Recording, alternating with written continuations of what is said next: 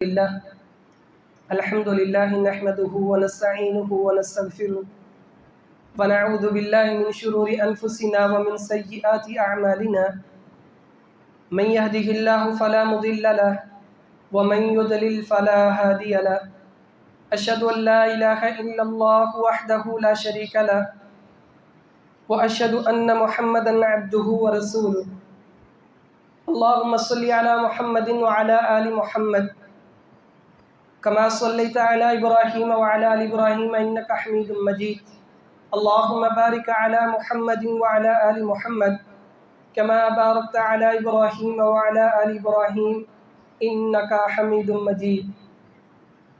سامعین مکرم، سیدنا امیر معاویہ رضی اللہ عنہ وہ ہستی ہیں جن کے بارے میں اللہ کے نبی دعا کرتے ہیں، جن کے بارے میں اللہ کے نبی کی زبان سے یہ الفاظ نکلتے ہیں: اللہم علمہ الکتاب والحساب وقہ العذاب. اے اللہ معاویہ کو کتاب کا علم عطا فرما، اللہ قرآن کا علم عطا فرما، والحساب اللہ دنیا کا حساب و کتاب کے اندر جو ہے اس کو علم مہارت عطا فرما، وقہ العذاب اللہ کمیاں پہلے ہوئیں یا بعد میں ہوئیں اللہ میں تجھ سے دعا کرتا ہوں اسے عذاب سے بچا کے رکھ. نبوت والی زبان سے یہ دعائیں نکل رہی ہیں. کبھی اللہ کے نبی کہتے ہیں اللہم اجعلہ ہادیا مہدیا واہد بہ، اللہ معاویہ کو ہدایت والا بنا. صرف اس اکیلے کو ہدایت والا نہ بنا بلکہ اسے ایسا بنا کہ یہ چلے لوگ اسے دیکھ کر ہدایت یافتہ ہو جائیں. اللہ یہ بولے لوگ اس کی گفتگو سن کر جو ہے وہ ہدایت یافتہ ہو جائیں. اللہ تو معاویہ کو سراپا ہدایت بنا دے، یعنی اس کے ذریعے سے لوگوں کو ہدایت ہو. یہ اللہ کے نبی دعائیں کر رہے ہیں. اور معاویہ رضی اللہ عنہ تو وہ شخص ہے کہ جن کے بارے میں اللہ فخر کرتے ہیں، اللہ فخر کرتے ہیں. سیدنا معاویہ رضی اللہ عنہ، صحیح مسلم کی حدیث ہے، خود بیان کرتے ہیں کہ ایک مرتبہ ہم مسجد کے اندر موجود ہیں، عصر کی نماز پڑھی ہے، کچھ لوگ نماز پڑھ کے چلے گئے، ہم 15 سے 20 کے قریب لوگ ہیں مسجد میں بیٹھے ہیں. نحمد اللہ ونذکرہ علی ما ہدانا للاسلام، ہم جو ہے وہ اللہ کی حمد بیان کر رہے ہیں، اللہ کی تسبیح بیان کر رہے ہیں، اللہ کا ذکر کر رہے ہیں. کچھ ہی دیر گزرتی ہے، اللہ کے نبی فوراً اپنے حجرے سے باہر آ رہے ہیں، اپنے گھر سے باہر آ رہے ہیں اتنی تیزی سے کہ رستے میں ہی اللہ کے نبی اپنے کپڑے تہبند ٹھیک کر رہے ہیں. مسجد میں آئے اور اللہ کے نبی ان صحابہ سے پوچھتے ہیں جن کے اندر امیر معاویہ رضی اللہ عنہ بھی موجود ہیں. اللہ کے نبی پوچھتے ہیں ما اجلسکم، تم یہاں کس مقصد کے لیے بیٹھے ہو؟ تو صحابہ سارے کہتے ہیں جلسنا نذکر اللہ، اے اللہ کے رسول ہم تو صرف اللہ کے ذکر کے لیے یہاں بیٹھے ہیں. اللہ کے نبی قسم دے کر کہتے ہیں اللہ ما اجلسنا غیرو، اللہ کی قسم دے کر کہتا ہوں کیا واقعی تم اللہ کے ذکر کے لیے بیٹھے ہو؟ کہا ہاں اللہ کی قسم ہے ہم خالص اللہ کے ذکر کے لیے اس مسجد میں بیٹھے ہیں.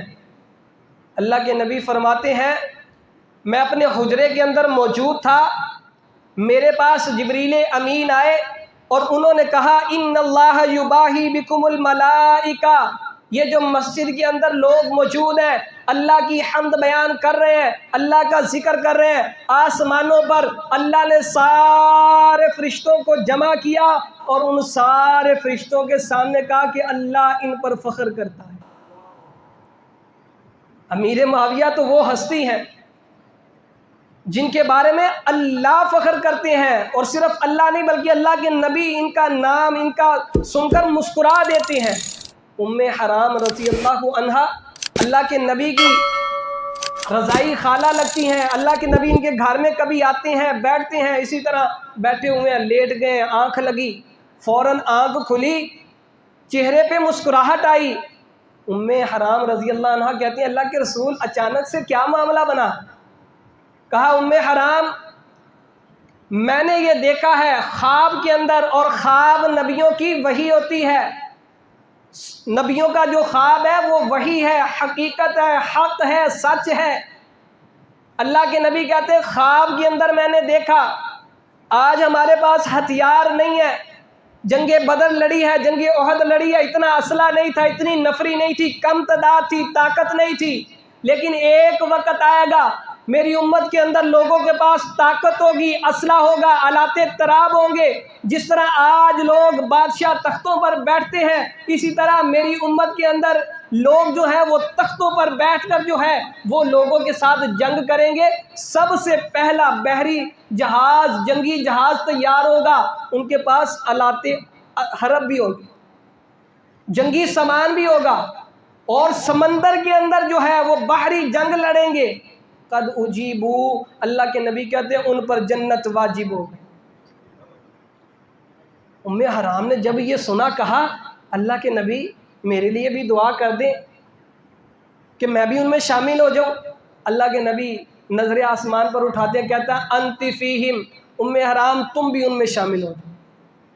آج تاریخ گواہ ہے، کتابیں اٹھا کر دیکھ لیجئے، علماء سے پوچھ لیجئے، محدثین سے پوچھ لیجئے، جن کی باتوں پر یہ صحابہ محفوظ نہیں ہے، ان کی کتابوں کو کھول کر پڑھ لیں۔ ان کی کتابیں بھی اس بات کی گواہی دیتی ہیں کہ اسلام کے اندر سب سے پہلا بحری جہاز، پہلا جو بحری بیڑا نکالا گیا، یہ جنگ جو ہے وہ سمندر کے اندر لڑی گئی، اس کے امیر کون تھے؟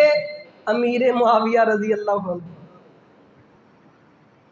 جب یہ جنگ تیار ہو رہی تھی، قافلہ تیار ہو رہا تھا، لشکر تیار ہو رہا تھا، امیر معاویہ نے پہلے حضرت عثمان رضی اللہ عنہ سے اجازت چاہی، امیر المومنین آپ اجازت دیں، ہم خشکی پر جنگیں لڑتے ہیں، زمین پر جنگیں لڑتے ہیں، یہ کیسر و کسریٰ جو ہے، یہ کیسر و روم جو ہے، یہ ہم پر بڑے حاوی ہیں، آئے دن حملہ کرتے ہیں، آپ اجازت دیں ہم سمندر کے ذریعے ان پر حملہ کریں۔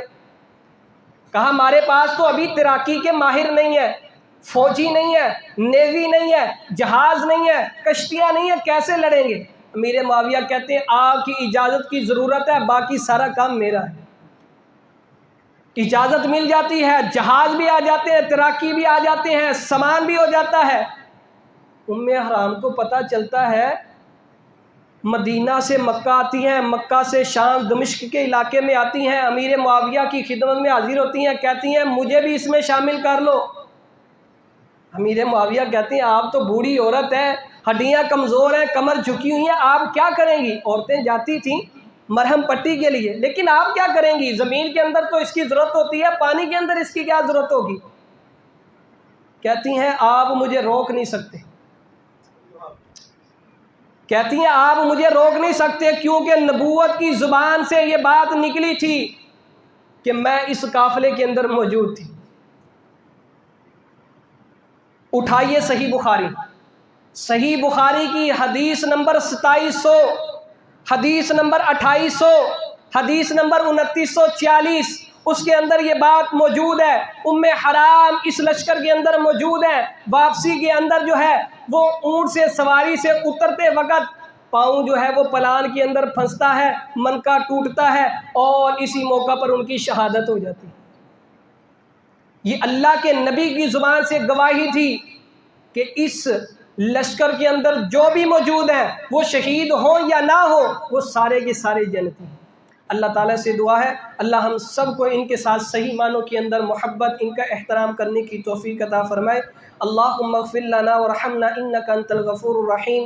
اللہم اغفر لنا وللمؤمنین والمؤمنات والمسلمین والمسلمات وألف بین قلوبہم یا مقلب القلوب ثبت قلوبنا علی دینک۔ تمام احباب سے گزارش